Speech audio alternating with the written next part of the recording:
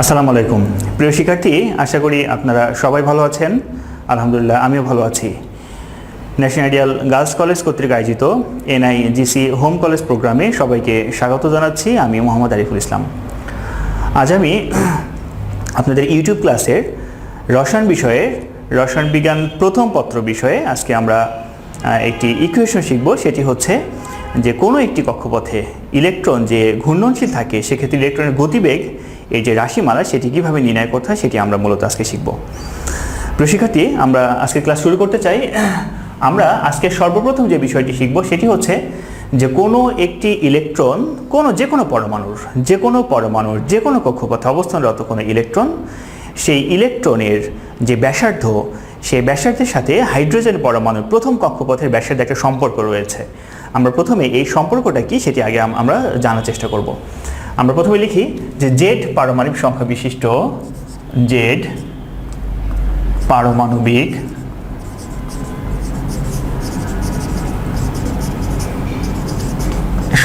বিশিষ্ট কোনো পরমাণুর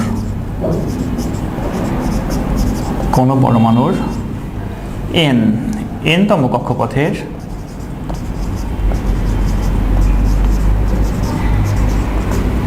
যে ব্যাসার্ধ সেটা কিন্তু আমরা এর আগে নির্ণয় করা শিখেছি, তাই না? সেটা হচ্ছে আমরা জানি যে আর এন সমান আমরা জানি এই N square H square 4π² Z square into M. এটা আমরা কিন্তু গত ক্লাসে আমরা এই সমীকরণ কীভাবে প্রতিপাদন করতে হয় সেই বিষয়টা আমরা গত ক্লাসে কিন্তু শিখেছি। আচ্ছা, এখন আমরা এই পরমাণুটিকে যদি আমরা হাইড্রোজেন পরমাণু ধরে নিই, হাইড্রোজেন পরমাণুর প্রথম কক্ষপথে যদি কোনো ইলেকট্রন থাকে সেক্ষেত্রে সেই প্রথম কক্ষপথের ব্যাসার্ধ কত সেটা আমরা এখন লিখব। তো আমরা লিখব যে হাইড্রোজেন পরমাণুর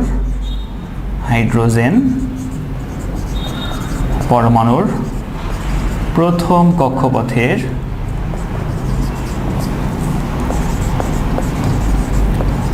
যে ব্যাসার্ধ সেটি কত সেটা আমরা R1 লিখতে পারি। R1 সমান আমরা লিখতে পারি, যেহেতু হাইড্রোজেন পরমাণুর কক্ষপথের সংখ্যা 1, তার মানে এনের জায়গায় আমরা এখন কিন্তু 1 লিখতে পারবো।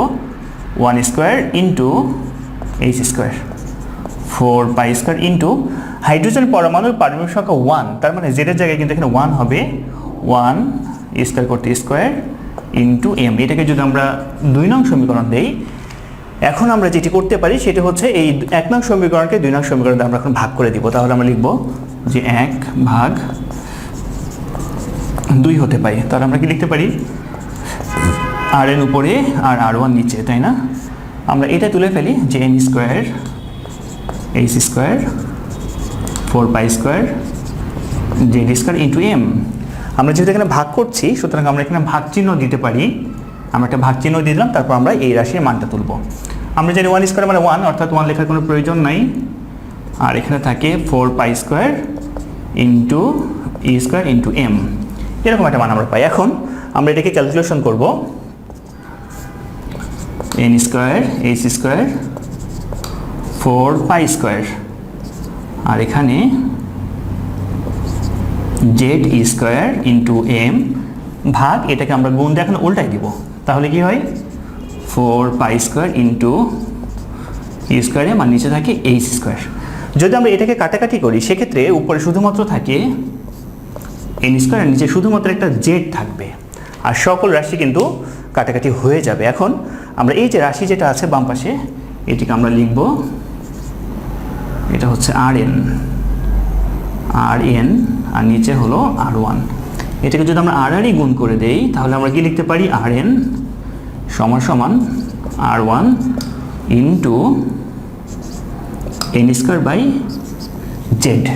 এরকম একটা রাশি আমরা পেলাম। এখান থেকে আসলে আমরা কি বুঝি, আমরা এখানে যে রাশিটা পেলাম আর এন মানে হচ্ছে যে কোনো পরমাণুর এনতম কক্ষপথে ব্যাসার্ধ যদি আমরা বের করতে চাই সেক্ষেত্রে আমাদের যদি হাইড্রোজেন পরমাণুর প্রথম কক্ষপথের ব্যাসার্ধ R1, অর্থাৎ এটিতে আমরা বুঝিয়েছি যে হাইড্রোজেন পরমাণুর প্রথম কক্ষপথের ব্যাসার্ধ R1, যদি আমাদের হাইড্রোজেন পরমাণুর প্রথম কক্ষপথের ব্যাসার্ধের মানটা যদি আমাদের জানা থাকে তাহলে আমরা যে কোনো পরমাণুর যে কোনো কক্ষপথের ব্যাসার্ধের মান কত সেটা আমরা খুব ঝটপট বের করে ফেলতে পারবো। হ্যাঁ, কীভাবে আমি সেটাও একটু বলতে চাই। সেটা হচ্ছে এই যে R1, এটা যদি হাইড্রোজেন পরমাণুর প্রথম কক্ষপথের ব্যাসার্ধ হয় তাহলে এটির একটা মান রয়েছে। এই মানটা আমি এখন বলে দিই।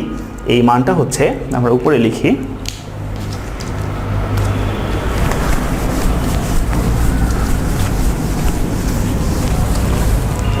এই যে R1 সমান, যদি এটার মান হলো 0.5292 ইন্টু 10⁻10 মিটার। হ্যাঁ, যদি এই R1 এর মান, R1 মানে কিন্তু আমরা বলছি যে R1 হচ্ছে হাইড্রোজেন পরমাণুর প্রথম কক্ষপথের ব্যাসার্ধ। তাহলে হাইড্রোজেন পরমাণুর প্রথম কক্ষপথের ব্যাসার্ধের মানটা যদি আমরা মনে রাখতে পারি তাহলে এই মানটা আমরা এখানে বসাবো।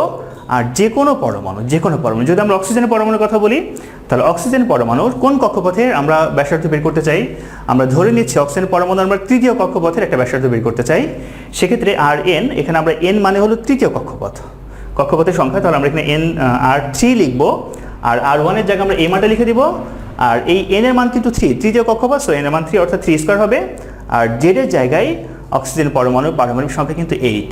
এই মানটা যদি আমরা বসিয়ে দেই তাহলে খুব দ্রুত আমরা নিমিষেই কিন্তু আমরা এই অক্সিজেনের তৃতীয় কক্ষপথের মানে ব্যাসার্ধ যেটি সেটা আমরা বের করতে, শুধুমাত্র অক্সিজেন পরমাণুর ক্ষেত্রেই নয়, যে কোনো পরমাণুর ক্ষেত্রে যে কোনো কক্ষপথের ব্যাসার্ধ আমরা খুব সহজে বের করে ফেলতে পারবো। এই যে মান যেটা আমরা বসালাম এটা একটা নাম রয়েছে, এটাকে আমরা বলি যে বোরের ব্যাসার্ধ। এটার নাম হলো বোরের ব্যাসার্ধ। তাহলে আমরা এই মানটা মনে রাখার চেষ্টা করব। এটি হলো হাইড্রোজেন পরমাণুর প্রথম কক্ষপথের ব্যাসার্ধ। এই ইকুয়েশন থেকে আমরা তাহলে এখন যে কোনো পরমাণুর কিন্তু আমরা কক্ষপথের ব্যাসার্ধের মান আমরা বের করতে পারবো। তাহলে এই বিষয়টা আমরা এখন শিখলাম। আমরা এখন মূলত যেটা আজকে আমরা শিখবো সেটা হচ্ছে ইলেকট্রনের গতিবেগ নির্ণয়ের যে রাশিমালা, সেটি কিভাবে আমরা নির্ণয় করতে পারি সেটি আমরা শিখবো এখন। আমরা বোরের দ্বিতীয় অনুসিদ্ধান্ত থেকে আমরা জানি বোরের দ্বিতীয় অনুসিদ্ধান্ত,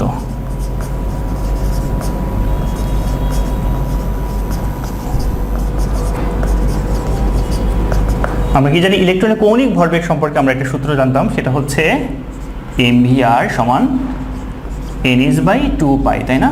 আমরা এখান থেকে v এর মান আমরা বের করে ফেলতে পারি nh/2π ইন্টু এই m এবং r কিন্তু নিচে চলে আসবে, তাই না? আচ্ছা, এটা আমরা দিতে পারি, এটা হলো 1 নং সমীকরণ। আচ্ছা, আমরা হচ্ছে যে কোনো কক্ষপথের যে ব্যাসার্ধ নির্ণয়ের সমীকরণটা কিন্তু আমরা জেনে গেছি, তাই না? সেটা আমরা লিখব যে আবার কোনো কক্ষপথের ব্যাসার্ধ, যেটাকে আমরা Rn বলতে পারি বা R বলতে পারি, যে কোনো কক্ষপথের ব্যাসার্ধ R সমান কি আমরা সূত্র জানি, সেটা হচ্ছে n² h² 4π² zd² into m। এটা হলো 2 নং সমীকরণ। এখন আমরা 1 নং সমীকরণে একটা R আছে, তাই না? এই R এর জায়গায় আমরা R এর মানটা আমরা বসিয়ে দিতে চাই। তাহলে আমরা কি লিখব যে 1 নং সমীকরণে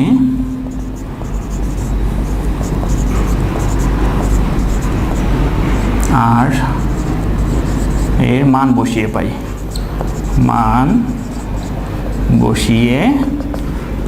একটা সমীকরণ কি আছে, v সমান nh আছে, আর নিচে কি আছে 2π। আচ্ছা, আমরা এখানে m একটা দেখতে পাচ্ছি এবং r ছিল। এই যে r এর জায়গায় আমরা r এর পুরো মানটা লিখতে চাই, তাহলে কি হবে, এই মানটা যদি আমরা নিচে লিখি তো সেক্ষেত্রে এটা কিন্তু এরকম হবে n² h²। নিচের যে মানটা এটা নিচে বসতো, এটা উল্টা দিলে কিন্তু উপরে চলে যায়, তাই না? আমরা একবারে করতে চাই, তাহলে কি হবে 4π² zd² আর হলো m। এখন আমরা কাটাকাটি করব, কাটাকাটি করে দেখব যে কোন কোন রাশি বর্তমান থাকে। আমরা কাটাকাটি করি, এটা এবং এটা কাটা যায়, তাই না? 2 × 4। আচ্ছা, পাই এবং পাই কাটলে কি থাকে, উপরে একটা পাই থাকে। আচ্ছা, আমরা দেখি যে n, উপরে একটা n আছে, নিচে n², অর্থাৎ এখানে একটা n থাকবে, আর h এখানে h², তার মানে এখানে একটা h থাকবে। আচ্ছা, আর কি কি কাটাকাটি করা যায়, এখানে একটা m দেখতে পাচ্ছি আমরা, m এবং m কিন্তু কাটাকাটি হয়ে গেল, তার মানে খুব সম্ভব আর কিছু কাটাকাটি করা যায় না। তাহলে উপরে থাকছে হচ্ছে 2π z² আর নিচে থাকে হলো nh থাকে 2π z² এবং nh। এই যে আমরা যে মানটা পেলাম ভি এর যে মান পেলাম, এই রাশিগুলোর মান বসানোর মাধ্যমে আমরা কিন্তু যে কোনো পরমাণুর যে কোনো কক্ষপথে অবস্থানরত ইলেকট্রনের গতিবেগ কত হবে সেটা আমরা বের করতে পারি। আমরা জানি যে ভিন্ন ভিন্ন কক্ষপথে ইলেকট্রন কিন্তু নির্দিষ্ট গতিবেগে কিন্তু ঘূর্ণায়মান থাকে, তাই না? সেক্ষেত্রে কোন পরমাণুর কোন কক্ষপথে ইলেকট্রনের গতিবেগ কত হবে সেটা আমরা এই সমীকরণ থেকে খুব সহজে বের করতে পারি। যেই পরমাণুটির আমরা একটি কক্ষপথের ইলেকট্রনের গতিবেগ বের করব, সেই পরমাণুর পারমাণবিক সংখ্যা এখানে জেডের জায়গায় বসাতে হবে। ই মানে হলো ইলেকট্রনের চার্জ, আর এনটা হচ্ছে কক্ষপথের সংখ্যা, কোন কক্ষপথে ইলেকট্রন কোন কক্ষপথের ইলেকট্রন আমরা গতিবেগ বের করবো সেই মানটা হচ্ছে এন, আর এইচ এর মানটা আমরা জানি এটা হলো প্ল্যাঙ্কের ধ্রুবক। তাহলে এই সমীকরণ ব্যবহার করে কিন্তু আমরা খুব সহজে যে কোনো পরমাণুর যে কোনো কক্ষপথের আমরা গতিবেগ কিন্তু আমরা বের করতে পারবো ইলেকট্রনে, তাই না? প্রিয় শিক্ষার্থী, আশা করি আমরা আজকের ক্লাস থেকে আমরা এই যে দুটি আমরা রাশির মান নির্ণয় করা যে শিখলাম, দুটি সূত্র আমরা শিখলাম, এই দুটি সূত্র প্রয়োগ করে আমরা এই সংশ্লিষ্ট সকল প্রকার কিন্তু গাণিতিক সমস্যা আশা করি সমাধান করতে পারবো। প্রিয় শিক্ষার্থী, তাহলে আমরা আজকের ক্লাস আমরা এখানে শেষ করছি। আগামীতে আপনাদের সাথে দেখা হবে অন্য কোনো ভিডিও ক্লাসে। সে পর্যন্ত সবাই আপনারা ভালো থাকবেন, সুস্থ থাকবেন। আল্লাহ হাফেজ।